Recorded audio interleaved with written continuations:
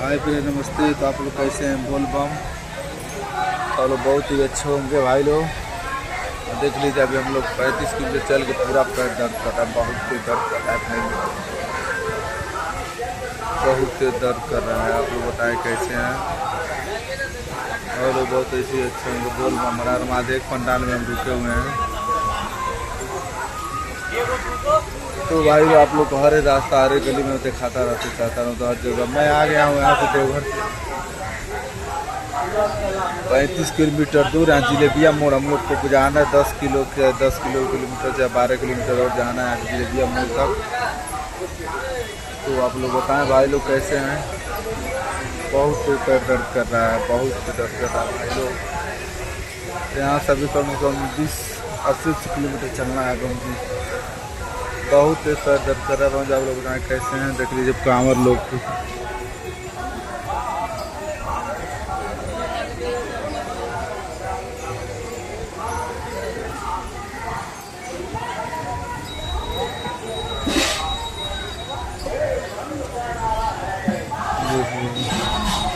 बोल बम का नारा है, बाबा एक सहारा है, बोल बम हर हर महादेव।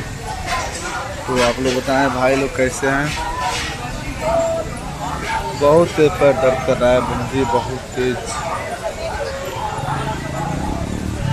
बोल बम हर महादेव,